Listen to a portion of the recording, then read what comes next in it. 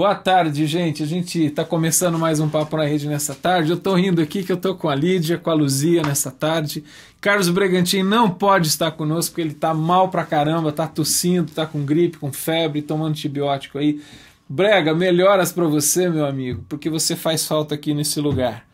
Tá bom? E você que está vendo ao vivo, manda seu e-mail. A gente vai falar hoje sobre pastoral carcerária, ou capelania carcerária.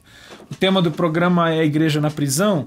E aí a gente vai entender um pouco uma coisa interessante, que se você nunca parou para pensar, que a figura da prisão, do cárcere, do encarcerado, aparece muito mais vezes na Bíblia do que você imagina. E até é interessante a gente pensar, né, Luzia, que o próprio Senhor Jesus teve uma experiência de encarcerado. Né?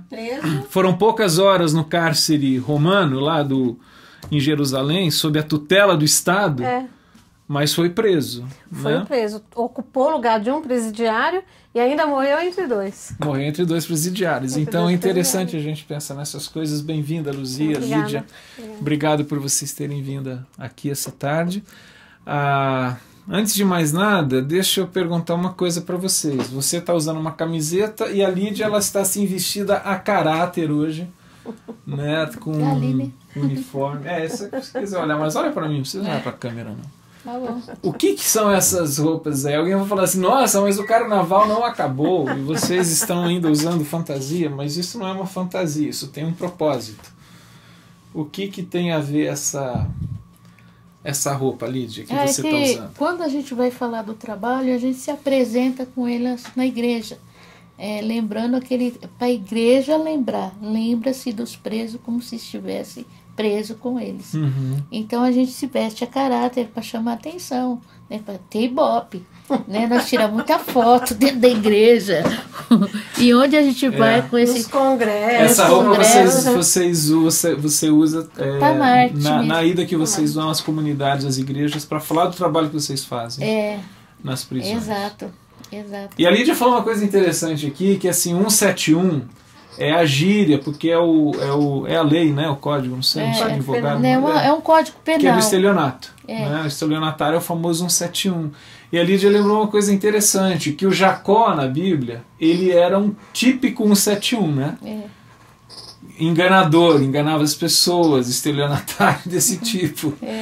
Então, interessante. E essa camisa que você está usando? Bem, essa camisa nós usamos para entrar no presídio. Porque ela nos dá assim... Ela identifica vocês? Ela identifica porque lá não é todo tipo de roupa que entra. Tá. Nem toda cor, nem todo tipo.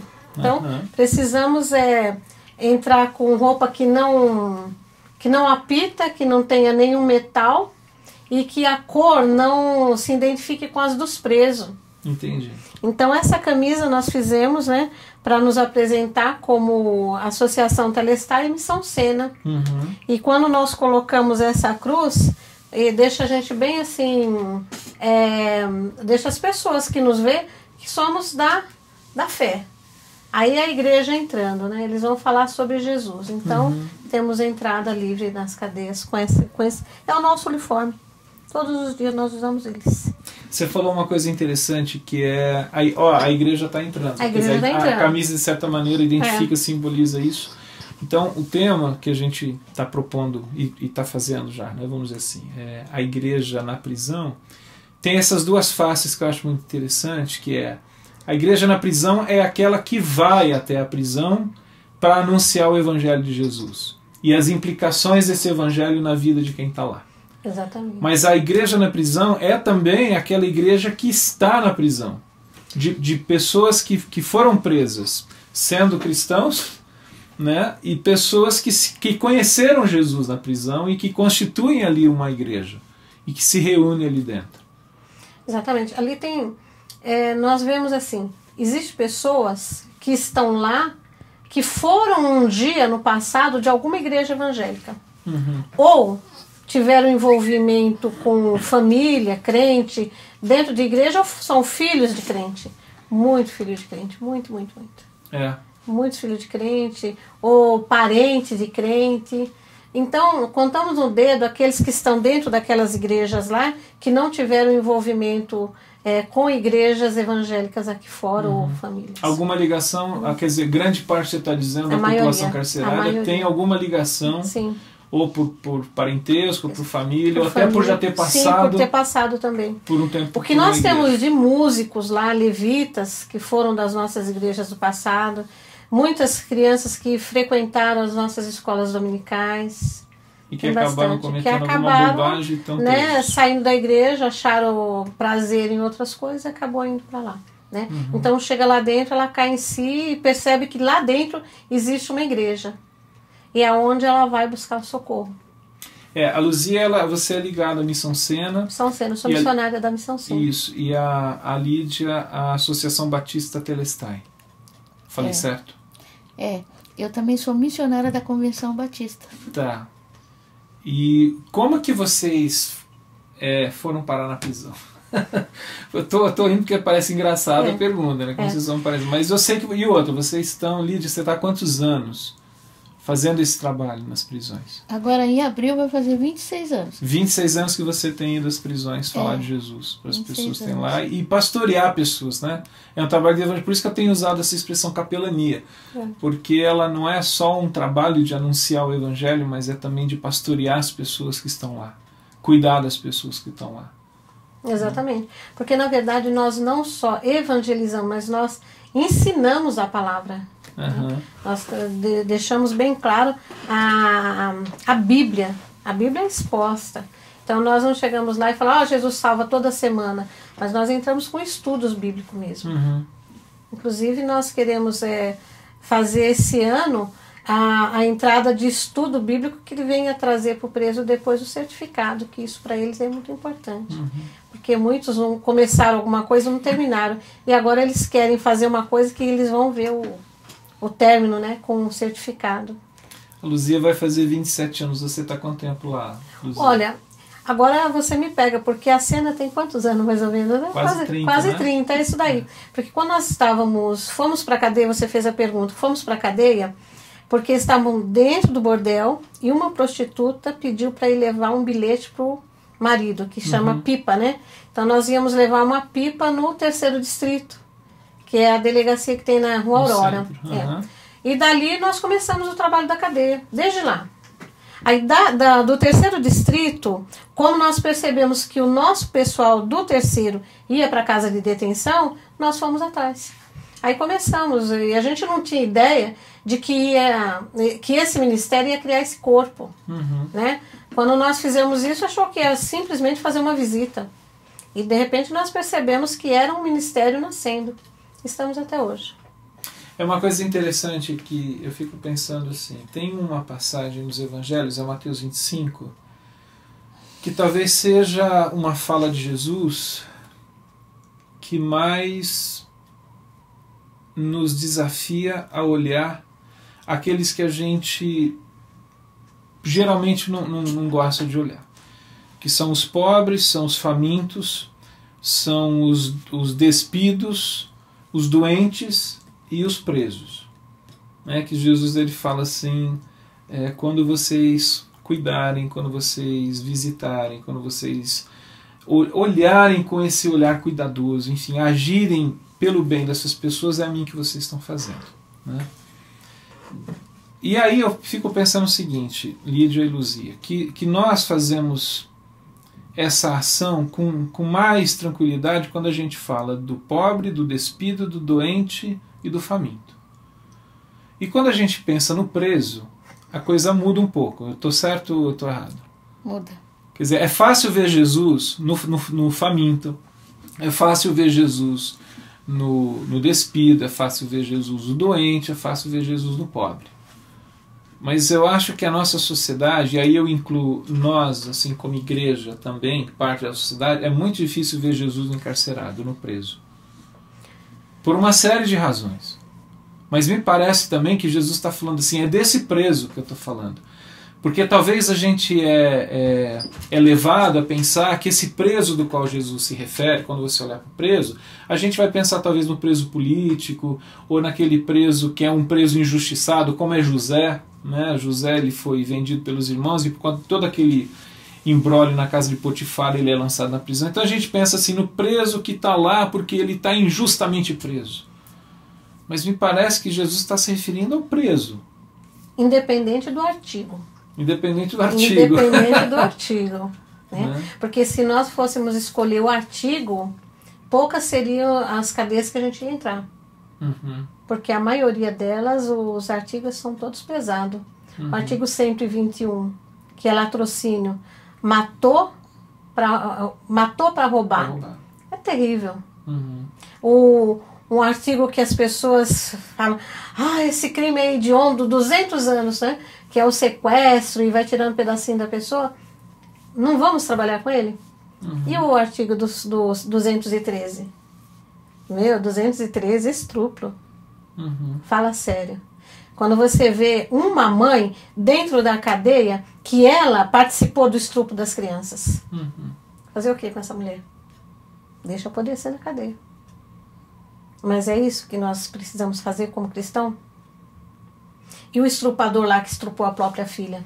Porque nós temos um CDP, nós não vamos falar o nome do CDP, mas é só estrupador. E nós entramos lá e quando você depara com aquilo lá, você quase cai das pernas, porque são... E o estrupador não é aquela pessoa feia, horrível, porque dá a impressão que o estrupador é feio, né? O ato é horrível. Mas quando você vê, é aquela pessoa bonita, aqueles rapazes novos, bonito, elegante, estrupador. E nós estamos lá. Mas quando ele tem aquele encontro com o Senhor Jesus, ele se dobra e assiste os cultos de joelho. A maioria dos presos que são discriminados também por outros presos, porque, inclusive, uma vez nós fizemos nós estávamos dando um estudo, e dentro do estudo nós entramos com a pena de morte. E nós perguntamos para os rapazes, para os próprios presos, olha, vamos fazer aqui uma lista, quem seria os primeiros a morrer? Vamos falar, quem é o primeiro que você faz assim, pena de morte, cadeia elétrica para ele? E os presos começaram a falar, sabe o que eles disseram? Primeira pessoa que tem que morrer. Sabe quem? Quem? Polícia. Polícia, a primeira pessoa que tem que morrer. Por que você acha que é isso, Luzia? Os presos, porque a polícia para eles é um inimigo, né? Para eles, a polícia é o inimigo. A polícia não na cabeça do preso, a polícia não tá, a polícia está judiando, tá fazendo mal para eles. Eles não entendem que é o trabalho que é realizado pela lei, que é uma instituição da nossa lei brasileira, ou de cada país que tem a sua. Né? A polícia está a serviço de Deus, a Bíblia diz isso. Né? Mas o preso não entende. Então a polícia de Deus é quando ela está agindo dentro da lei a favor da sociedade. Né? Porque a gente precisa reconhecer também que a polícia, e o papo não é esse hoje, mas assim, existe problemas sérios de corrupção e de abuso de autoridade por parte da polícia. Tem. Como existe problemas de más médicos, más professores. Certo. Então, né? Mas aí eles fizeram uma lista que a polícia seria o primeiro. E o segundo? Quem é a segunda pessoa que deve morrer? Lista do preso. A segunda pessoa que deve morrer é o dedo duro. Quem denunciou-me. Ou quem delata alguém tem que morrer. Então eles fizeram uma lista enorme. E qual a conclusão disso? Quem realmente tem que morrer? Quem fez essa pena de morte? Quem que instituiu ela? Nosso Deus. Ele instituiu a pena de morte, porque o salário do pecado é a morte, e ele cumpriu a pena de morte em Cristo. Agora, nós não entendemos isso, e às vezes por a gente não entender que a pena de morte já foi instituída e que alguém já morreu pelo estrupador, que alguém já morreu pelo o ladrão, o traficante, e quando a ficha cai e fala assim, não, o pecado dele é o mesmo pecado meu. Estranho, né? Falar assim, o mesmo pecado meu, eu nunca fiz isso, nunca matei alguém. Eu acho que você está falando de uma questão que é interessante, que é a seguinte, quer dizer, quando a gente fala de um trabalho na carceragem, que é lidar com gente assim, que reconhecidamente cometeu um crime, né? E que fez mal a alguém, fez mal a uma família, eu acho que a gente é levado a considerar assim, ao absurdo da graça quando Jesus diz assim, quando você visitou um preso, é a mim que você estava visitando. Exatamente. E aí a gente pensa assim, bom, Jesus, o senhor está falando de... Aí eu vou de novo fazer aquela mensagem, o senhor está falando daquele preso assim, que é o missionário que está preso por causa da sua fé. Paulo, né? É o cara que está preso por razões políticas, é o cara que está preso injustamente. E me parece que Jesus está colocando nesse contexto assim, o preso. E aí inclui aquele que é o bandido, até porque você fez uma menção interessante. Jesus morreu no lugar de um presidiário. Exatamente. Então, assim, a graça, ela é tão além da nossa capacidade de compreensão, que nos faz pensar essa questão de que o perdão que Deus está oferecendo é para todo e qualquer tipo de pecado, delito e absurdo que a gente possa fazer. A questão da lei ser cumprida, né? Ninguém está falando, o cara se converteu agora, vai atenuar. Não, não é isso. Isso é uma questão da justiça dos homens, como que ela lida. Agora, a maneira como que Deus trata essa pessoa como ser humano, quer dizer, o Cristo que morreu por mim, por vocês, é o Cristo que morreu pelos caras que estão lá no CDP, lá na carceragem. Assim. E, na verdade, eles não fizeram coisas tão simples. Eles foram pegos naquele ato e aqueles que não foram contabilizados. Uhum. Que ninguém soube, não sabe e provavelmente nunca vai saber. E Deus sabe. Mesmo assim, Ele deixou claro para nós, vai visitá-los, vai fazer alguma coisa. Agora, uma coisa é certa, quando nós vamos para a cadeia, nós como igreja do Senhor Jesus nós entramos pensando, a igreja vai fazer a diferença. E de fato faz. Eu já trabalhei assim em hospital, né? Mesmo dentro da boca, informação de igreja, em vários lugares. Mas se tem um lugar que a gente tem a presença de Deus quase que palpável, é dentro da cadeia.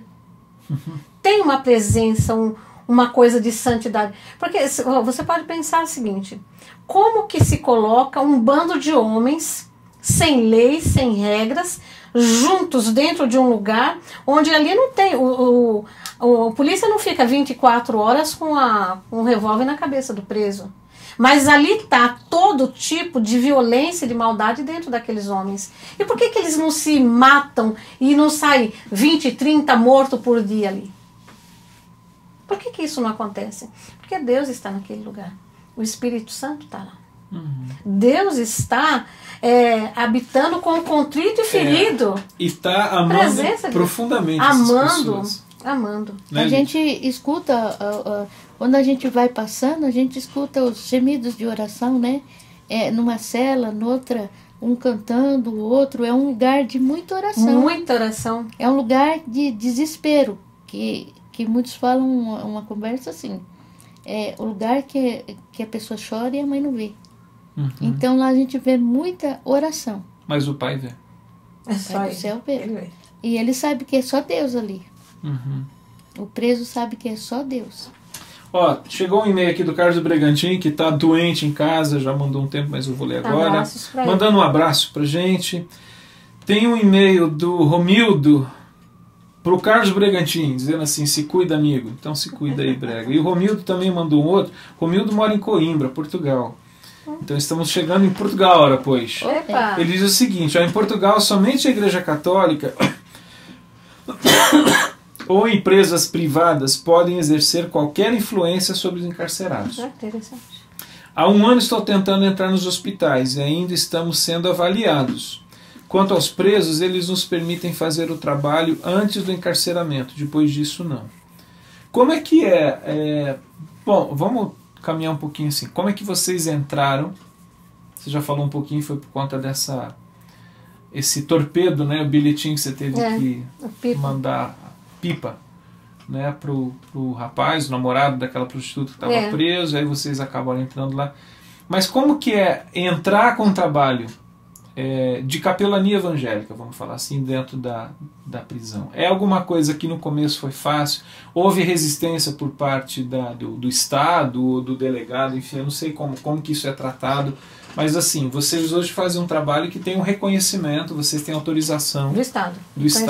Então, isso no começo foi simples, foi fácil? Houve dificuldade, houve resistência? No feminino houve, porque parece que você trabalhava lá, né, Lu? E um preso pediu para você visitar também. Visitar a mulher dele. E aí ela foi pedir autorização E eles não deixavam, porque falaram que era muito perigoso. Né? O delegado falou para ela que era muito perigoso. Então ela entrou conversando. Você que lembra mais disso, não é? Então, mas a questão é assim, né? Agora está muito mais tranquila a questão da lei, porque a lei, nós temos uma documentação que já entra dentro da nossa Constituição, que dá esse direito. Então, qualquer entidade registrada, reconhecida, pode pedir, né, requerer as visitas e ela sai documentada. Isso agora é muito tranquilo. Mas há quase 30 anos, como é o nosso caso, era um pouco mais complicado, não tinha essa documentação. Porque hoje nós chegamos com o documento, se faz a carteirinha, né, vasculha a nossa vida, sabe? Você é uma pessoa idônea, pode entrar. Mas antes não tinha isso. Então a gente tinha que ter aquele jeitinho de conversar com o delegado daquela seccional, responsável, ou daquela cadeia. E no fim a gente acabava fazendo amizade que eles permitiam. Né? Então a gente dependia muito do nosso, né, do nosso jeitinho, do nosso 171. Né? Hoje não, hoje a lei nos dá todo esse amparo para fazer. Vocês fazerem o trabalho. Sim. Desde que tenha essa organização, desde sim. que seja uma reconhecido, isso, reconhecido, tem que ser registrado tudo direitinho. Então nós entramos, né? Tá muito tranquilo hoje. Tá. Ó, o Romildo mandou um outro e-mail pra gente dizendo o seguinte: nós trabalhamos muito na prevenção, mas ninguém tem escrito na testa que seja bandido. A crise está aumentando os delitos, né? Eu acho que talvez se referindo à questão da Europa toda, que vive um tempo difícil, por essa questão aí da crise. Então, com relação à prevenção, eu acho muito importante o que ele está fazendo. Na Missão Sena, nós temos tido essa experiência com a prevenção. Aliás, a Sena faz esse trabalho assim muito bem. Nós temos hoje 90 crianças que é atendida pela missão, né, prevenção. Agora, o que acontece lá que ninguém sabe? Coisas assim terríveis. Você passa ali na Santa Efigênia... Você está falando lá Estou falando na Cracolândia. Estou falando dessa prevenção aí. Né? Olha só, ali na Santa Efigênia você vai comprar os seus aparelhos eletrônicos lá, você não tem ideia do que está acontecendo naqueles prédios que você passa. Porque aqueles prédios lá são famílias que são famílias, algumas normais, outras com muitos problemas, e bordel junto. E as crianças estão todas dentro desses apartamentos fechadas. Inclusive nós temos alguns casos de crianças que nós recolhemos essas crianças uma vez por semana, tiramos, levamos para a missão, para essa criança receber comida e correr um pouquinho na quadra e receber a palavra de Deus e oração. Porque elas ficam fechadas lá. E ninguém sabe, ficam sozinhas, trancadas. E muitas sem comer. Nós já chegamos lá. É um cárcere privado. Sim, e ninguém infantil. sabe disso. Nós sabemos porque nós entramos nos prédios. Mas o que vai virar essa criança? Uma criança que quando chega na missão, tudo que ela quer... O que tem de comida hoje? E ela come 2, 3, 4 vezes um prato de comida. Isso é fome. Então, quer dizer, nós falamos assim, fulano está passando fome lá no Nordeste. Tá, mas é porque as câmeras não entram nesses apartamentos que nós entramos. Então, muita gente não sabe que as nossas crianças aqui no centro de São Paulo estão passando fome. O que vai virar essa criança? O que vai acontecer com essa criança? Então, fazemos um trabalho de prevenção, que eu penso assim, a igreja do Senhor Jesus precisa pensar nessa questão de prevenção, sim. E por que tanto preso que era da igreja está na cadeia? Porque não houve um trabalho de prevenção dentro da igreja quando ele estava correndo. E as pessoas, os diáconos, as pessoas pegavam aquele... moleque, você só vem aqui para bagunçar. E tirava o menino e ele foi achar uma coisa mais interessante lá fora. Então, quer dizer, não houve a prevenção. Né? Então, eu acho que é até um alerta para nós. Precisamos pensar nisso, né? Prevenir, e as nossas cadeias, eu creio que se a igreja ganhar essa visão e fazer salas e fazer atividades com as nossas crianças, com certeza nós não vamos ter o problema que nós estamos tendo hoje, a superlotação carcerária. Você está falando de um contexto, Luzia, deixa eu achar aqui, um texto bíblico. Você está falando de um contexto que é o seguinte, né? Você tem uma realidade tão difícil de uma criança que está crescendo num ambiente de tanta hostilidade, de tanta falta de afeto, de amor e de carinho, de cuidado, que assim, evidentemente essa criança vai ter um potencial muito grande de cometer um delito. Desenvolver uma criminalidade futura. Isso. É que Isaías 58 tem uma passagem, aqui no meu. Hoje não está funcionando os negócios. Mas é aquele texto, lembra que Deus fala através de Isaías sobre o jejum. Cuidar dos órfãos, das crianças. E aí ele fala assim, o jejum que eu quero não é esse que vocês ficam aí morrendo de fome e quase que fazendo um autoflagelo. Tem a ver com quebrar as correntes da injustiça, da iniquidade. Tem a ver com cuidar do órfão e da viúva. Exatamente. Tem a ver com colocar em liberdade os cativos. Né? E aí eu fico pensando assim, que a gente vive num contexto, num país em que há contextos, vamos dizer assim, que são tão difíceis e que assim, é evidente que isso daqui vai dar o quê? Vai dar aumento de criminalidade, aumento de população carcerária. Com certeza. Porque não tem jeito. Com certeza. Mas é que existe um quadro anterior de injustiça, de opressão.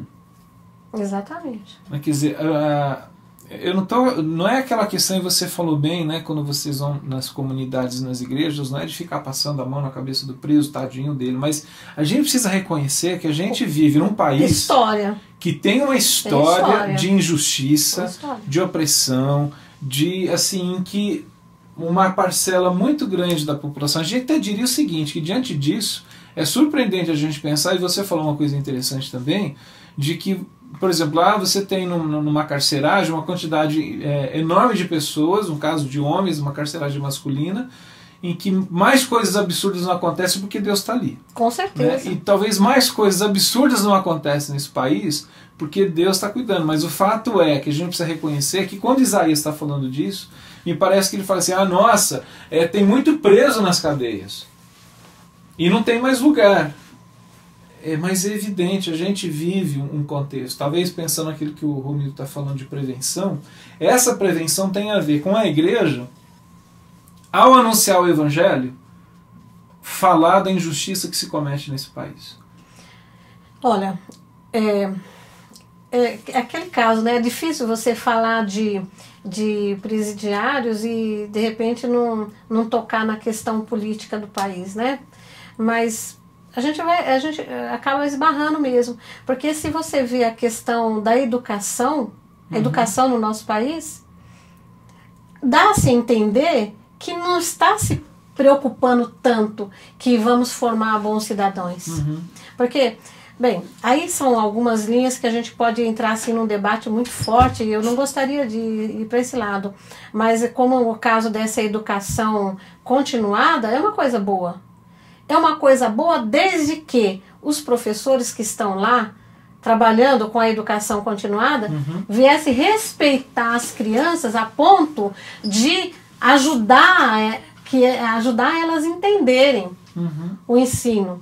Mas, por causa disso, por causa de uma série de coisas que a gente... Foi uma boa ideia que foi distorcida. Foi totalmente distorcida. Essa ideia de foi desentendida, foi desentendida e ficou aí. E a gente já está colhendo fruto disso aí.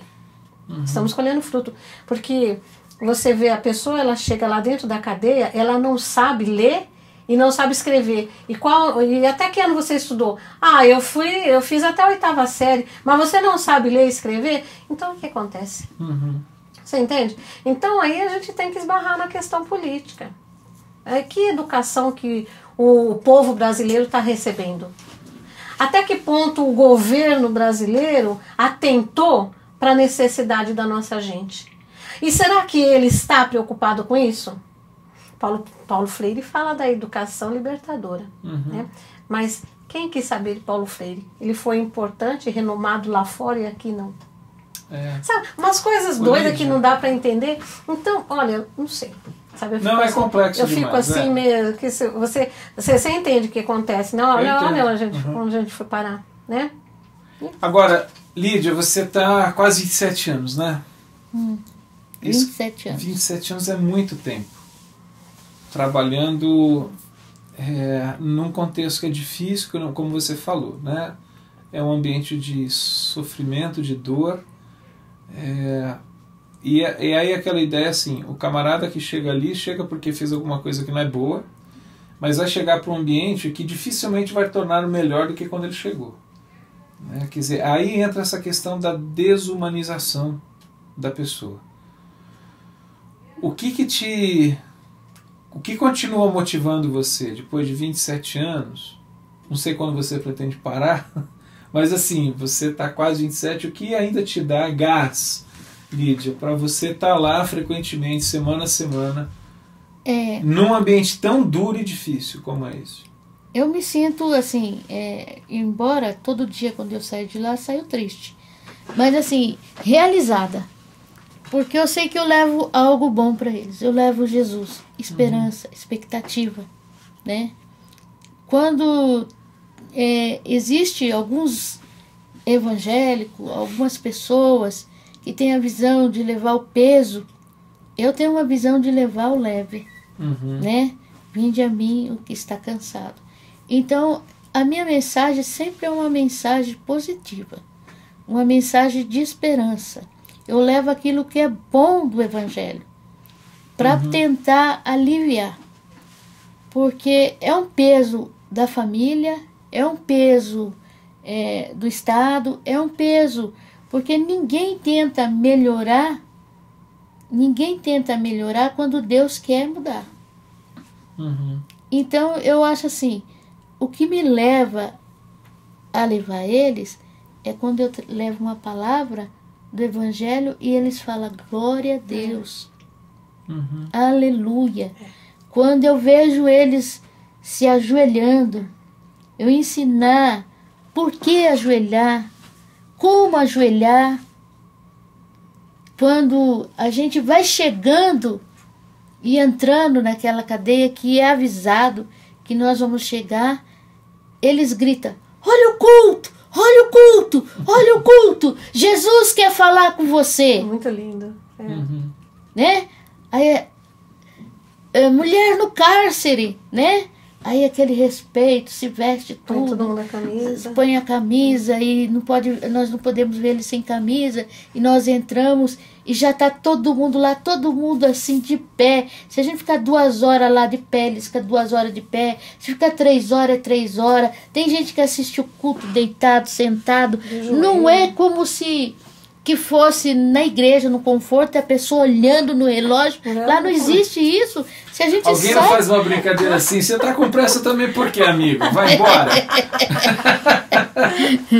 Não, porque eles têm os afazeres deles lá também. Tem o corre deles, né, que eles falam.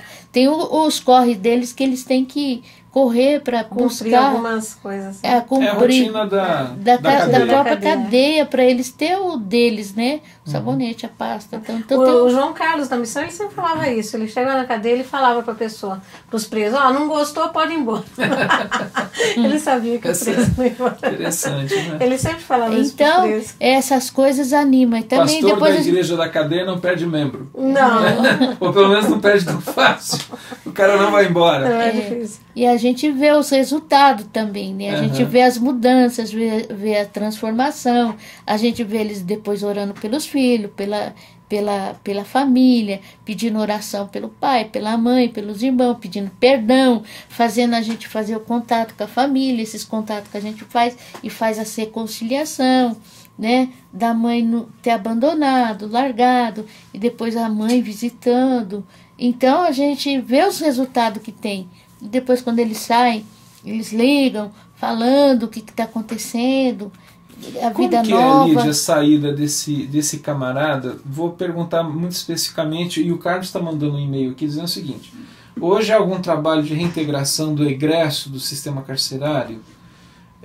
E a pergunta que eu somo a isso que ele está colocando, se há algum trabalho para essa reintegração, como que é especificamente esse camarada que encontrou ou reencontrou Cristo lá na prisão, onde ele menos achava que ia encontrar, foi lá que ele encontrou.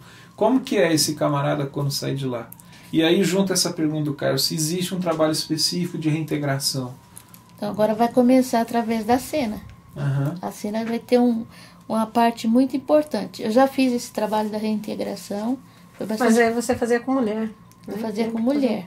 E agora tem... A cena vai entrar com essa parte aí... Masculina, que vai ter um projeto andando em cima para colocar eles na sociedade, trabalhos e tudo, né? Porque sem... com Jesus... De integração especificamente de gente que vem... Com Jesus, a gente sabe que a pessoa tá e tá bem. Mas, de repente, ela começa a andar e ver que não tem condução, que não tem comida, que não tem alimento, que não tem trabalho, não tem moradia. Nós temos muitos casos lá sem moradia. Então, a Missão Sena vai entrar. Vai entrar. O pessoal sabe o que é a Missão Sena aqui? Sabe, a gente já fez 2 programas com o João falando sobre a Missão Sena. Então o pessoal sabe. E se você não sabe o que é a Missão Sena, entra no site da Missão Sena. Vale a pena você conhecer, mas muita gente sabe o que é a Missão Sena. Então tá. Então eles vão entrar com esse trabalho aí de parceria com a gente, né? Pelo menos com os meninos. Tá. E agora algumas meninas já passaram, estrangeiras, tudo pela minha própria casa também. Quando não tem jeito mesmo, eu tenho levado para casa. Então, tem uma característica interessante que é assim, uma curiosidade até. Vocês são 2 mulheres que trabalham na carceragem masculina. Vocês trabalharam já na carceragem feminina? Não, trabalhamos. Ainda na feminina. O que é diferente para vocês que são mulheres entrar num contexto onde só tem homens que são chamados perigosos, tem toda essa questão do perigo que assombra o nosso imaginário e que também é verdadeiro, né? Que você não está lidando num parque de diversão. Como é que é entrar assim, como mulher, nesse contexto que já é difícil para qualquer ser humano? E qual é a diferença?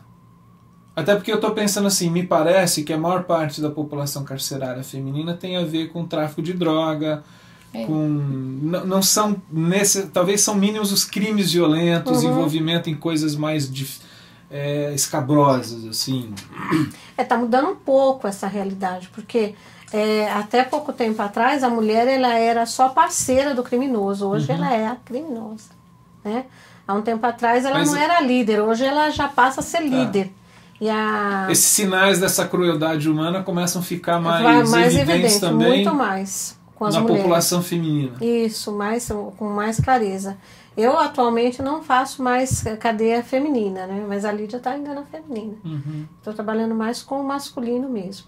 Mas assim, falar eu, né? Não sei a Lídia, mas eu vejo assim, existe muito respeito pela mulher.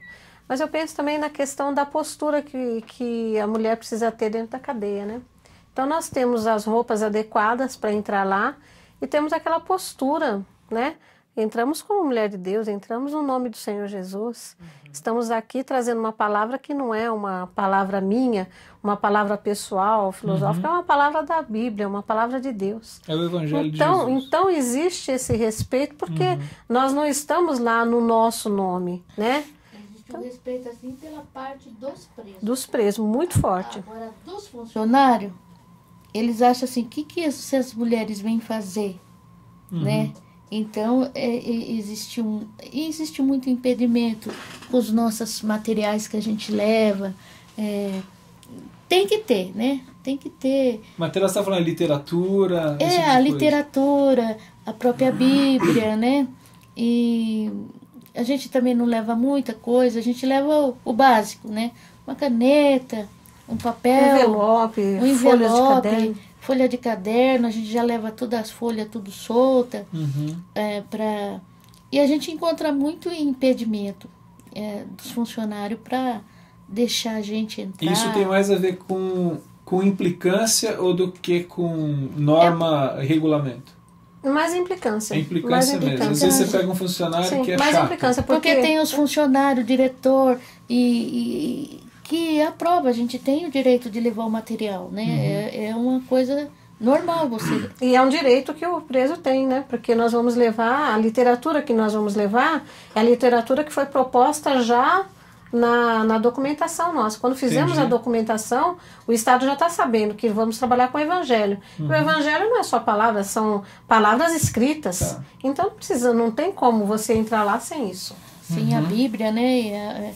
E Bíblias, às vezes, não capa dura, não isso, não aquilo. Então vai complicando, porque a gente trabalha com doações, Até cores né? de caneta, nós temos problema. Nesse daqui não pode entrar cor vermelha, nesse aqui não pode entrar cor preta, nesse aqui pode azul, mas não pode a verde, a vermelha e a preta, umas coisas assim que... Tá, mas isso é uma questão arbitrária, muitas Sim, vezes do funcionário, daquele agente público que está tomando conta lá. daquele diretor do local. Sei. E eles inventam, é uma desculpa, né? A vermelha é perigosa, a verde é perigosa. Não, é já azul- preta. Ó, o Romildo, chegaram 2 e-mails aqui, queria ler antes de a gente começar a terminar o nosso papo. E o primeiro está dizendo o seguinte: aqui na Europa os delitos são evidentemente menos ofensivos que o Brasil. Porém as leis são severas. Temos um movimento chamado Hemisfério Solidário que resgata pessoas abandonadas pela Igreja Católica, porém não nos permite acompanhá-las se caso forem presos. E aí ele está dizendo o seguinte: a desumanização, boa sacada, é o que acontece nas piores cadeias europeias. Mesmo com aparência de hotéis de luxo, o cárcere, seja como for, ainda assim é desumanizador. Ele está falando uma coisa interessante, porque uma vez eu recebi um e-mail, não sei se é verdade ou não, mas estava mostrando assim uma história de como que é uma igreja na Suécia. É uma igreja, uma cadeia. Talvez tenha sido um ato falho proposital, mas como é que é uma prisão na Suécia. E era uma coisa assim, fantástica. Eles têm, é como se fosse uma kitnet, né? Uma kitnet, todo mobiliado, tudo limpinho, direitinho. Mas o Romildo está falando uma coisa que é interessante, que é o seguinte: é um cárcere. Né? E essa questão da liberdade restringida, como que isso desumaniza a pessoa. Interessante, eu lembro, anos atrás, a Igreja Católica lançou a campanha da fraternidade, que tinha a ver com a atuação da população carcerária, e o tema, aliás, ela lançou ontem, né, que é na quarta-feira de cinzas que os católicos começam a campanha da fraternidade, e esse ano tem a ver com a juventude. Mas eu lembro que há alguns anos foi uma ligada à questão dos presos, que era... O tema, achei muito interessante, era Cristo liberta de todas as prisões. Né? Nós trabalhamos com esse tema. Já. Que eu acho assim, não é uma marca registrada de ninguém, talvez, mas é essa a ideia, né? E, sobretudo, pensar em alguém que está preso e que vive esse drama, apesar por melhor que seja uma prisão, ela é sempre uma prisão. E essa pessoa pode ter uma experiência ali de libertação, num contexto tão difícil assim. Se por acaso alguém vendo esse programa e pensar assim, poxa, eu me interessei, eu gostaria de ajudar de alguma forma, ou a Missão Sena, ou a Associação Batista Telestai. É interessante explicando o que é essa palavra. Telestai é a variação de tetelestai, que quer dizer está consumado. Que é uma palavra grega. Quer dizer está pago. É aquela Não palavra deve que mais Jesus nada. usou na cruz. É aquela Está lá. consumado. E antigamente, no Antigo Testamento, era usado essa palavra para aqueles presos que estavam no cárcere. Quando ele ganhava liberdade ou o alvará de soltura dele, eles colocavam assim, tetelestai, quer dizer, paguei. Tá pago. Minha pena foi paga. Foi pago. Não devo mais. Não devo mais. Agora é Cristo que fala, não deve mais nada, tá pago. Né? É Jesus que falou, paguei a sua dívida. Então, mas alguém que queira se envolver de alguma forma no sentido de ajudar. Que tipo de ajuda que é importante, tanto para a Missão Sena quanto para a Associação Batista Telestai, na atuação carcerária? Quais são as ajudas possíveis? Olha, eu penso assim, o primeiro passo, né, como Igreja do Senhor e aqueles que ainda não são evangélicos, mas que têm simpatia e gostariam de fazer alguma coisa, eu penso que a primeira coisa seria a oração mesmo, né? Orar, pedir para Deus que nos dê sabedoria para continuar o trabalho. Mas nós precisamos muito de pessoas para nos ajudar indo até lá. Porque tem pessoas que são aposentadas ou pessoas que estão afastadas do trabalho e querem dar sua participação, têm vontade de dar um tempo da sua vida na cadeia, nós precisamos de obreiro. Precisamos de obreiros na Sena, né, na Missão Sena, tem N ministério e não tem obreiro para realizar. Né? E muitas vezes aqui, eles barram a pessoa antes de ir para a cadeia se tem obreiro suficiente na missão. Né? Mas precisamos também de literatura. Bíblia é aquilo que a gente precisa muito, porque as Bíblias são queimadas, rasgadas, molhadas, todo mês, fumadas. Todo mês, quando tem blitz dentro da cadeia, então, na hora que eles vão, o policial ele quer achar droga, quer achar coisas erradas lá dentro.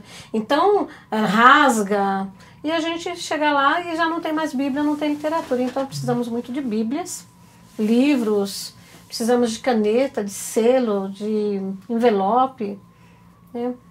E precisamos de dinheiro para funcionar, porque tudo isso também tem a ver com dinheiro, né? E para entrar em contato com vocês, ou através da Missão Sena? Missão Sena tem sido o nosso porto, né? O porto do cárcere. Tanto o preso procura a missão, porque a missão ela pode dar toda a proteção que o preso precisa, da família do preso também, mas a missão ela também recebe as doações. Né? A missão recebe a doação dos livros, das Bíblias, que recebe tudo para tudo, exatamente, né? Então é só especificar, olha, esse aqui é para cadeia ou esse aqui é para missão, né? Então se você pensar assim, quer ajudar na cadeia fazendo prevenção, se você quer ajudar na cadeia fazendo prevenção, trabalha com criança na missão, na Sena, né? Quer trabalhar direto na cadeia, então missão a Associação Batista Telestai, né? Seria caso direto. Aí entra em contato com a Missão Sena e fala com a Luzia ou com a Associação Batista Telestai, que tem um site. Nós temos nós não temos mais site, não. Eu achei essa semana. Então tá lá. Ainda tá lá, então vamos estar lá. Mas bom, entra na Missão Sena e fala com a Luzia que ela entra em contato com você.